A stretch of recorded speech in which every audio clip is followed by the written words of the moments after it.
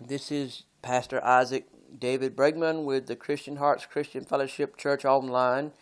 Yes, it does seem like, wow, this guy's getting his priorities straight because he's done church services almost every day this week from Sunday until today, which is, I think, the 5th of August 2014. Don't quote me on that, but I just wanted to say that I'm going to read stuff in the Bible, and yes, there'll be times I will spell things out. Does not mean that something wrong with me, because even God says that it's all right to spell words out if you have to when you're talking about stuff from the Bible. So don't go around trying to quote God and say God got mad because you had to spell a word out. He said better to spell it out than to skip it and then find out what's up with that. So I'm going to do like this. We're reading from Daniel chapter 1. In the 3rd year of the region of Jehoiakim,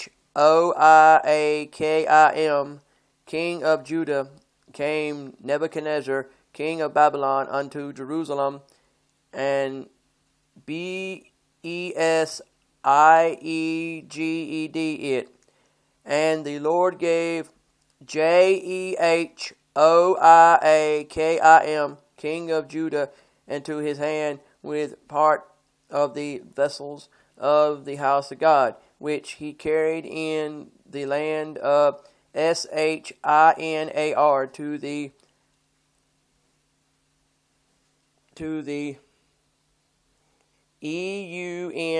Eunuchs, that he should bring certain of the children of Israel and the king's seed and the prince, children in whom was no blemish, but well favored and skillful in all wisdom and cunning knowledge.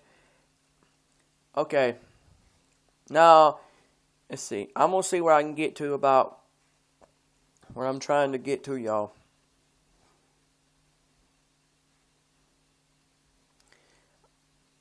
Okay. Let's see. I'm trying to figure out where I need to be here because... Okay. Let's see. I got to do this right.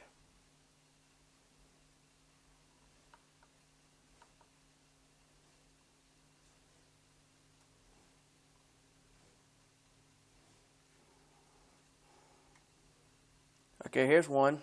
It is chapter 2 of Daniel, and it's 16. Then Daniel went into the desert of the king, that he would give him time, and that he would show the king the interpretation.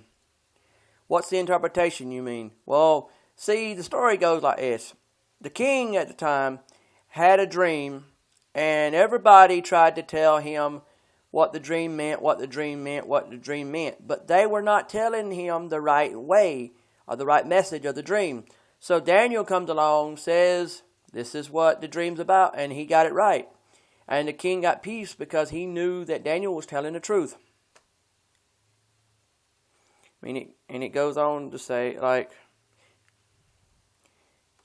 Daniel answered in the presence of the king, said, this secret which the king hath dreamed cannot the wise men, the astrologer, the magician, the soothsayer show unto the king.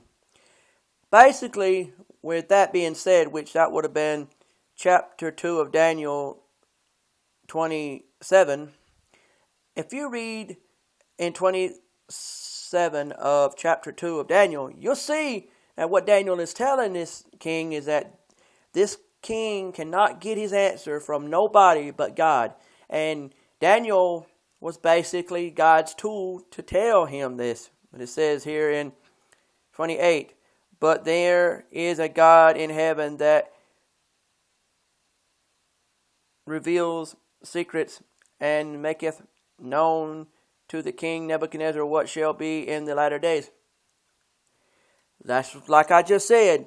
Daniel just told him that when he interpreted what the king was dreaming, he was telling the king what God had told Daniel to tell the king. So basically, God told the king about the dream.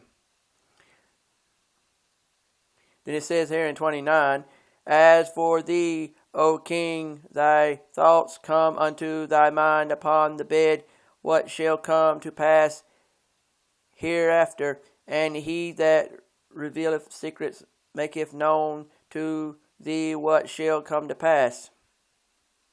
Means that the message was meant for him to have it in a dream form. And here in 30, But as for me, the secret is not revealed to me for any wisdom that I have more than any living, but for their sake that shall make known the interpretation of the dream, and that thou makest known the thoughts of thy heart. You have to have a clean heart, and you have to understand that you're not smarter than no other man in this world. You just interpret what the Lord told you to say. You tell the world what the Lord told you to say, and you leave it like that. You don't go around talking about, I'm wise, I'm all wisdom, and I know more than any other man. You say, God told me what to tell you, and I'll tell you what God told me to tell you. And I can't go any further than that, because if I'm not supposed to tell you anything else wise like that, then I won't. So I only have the knowledge I'm given. And we got to be like that. We got to be the kind of person that when we talk to people, we got to talk to them the way God said. We can't say, well, this is what I'm supposed to tell you, or tell this man, or tell that man. No, you tell them what God told you to tell them. And it says here in 31, Though, O king, sweat and behold a great image, the great image whose brightness was exceeding, stood before thee, and the form thereof was terrible. It was a terrible image that the king saw, and he was so scared he didn't know what it was about, and he had a bad thought about it. He had all kinds of crazy thoughts about it. The image's head was of fine gold, his beard, his breast and arms of silver, his belly and his thighs of brass, his legs of iron, his feet part of iron and part of clay. Thus sawest thou till that a stone was cut out within hands, which smote the image upon his feet that were of iron and clay, and brake them into pieces. Then was the iron, the clay, the brass, the silver, and the gold broken to pieces together, and became like the chaff of the summer thrash floor. And the wind carried them away, that no part was found of them. And the stone that smote the image became a great mountain, and filled the whole earth. This is the dream, and we will tell the interpretation thereof before the king. Thou, O king, art a king of kings, for the God of heaven hath given thee a kingdom, power and strength and glory, and wherever the children of man dwell, the beasts of the field and the fowls of the heaven hath he given unto thine hand, and hath made thee ruler over them all. Thou art the head of gold. So, basically, Daniel, and I'll say this now, and then we will read into it later. There are going to be times I go and speak about a story from the Bible, and then later on we read about it. We will read. Now, I want to tell you something. If you have read the Bible, you already know about Daniel and the lion's den and about the fiery furnace.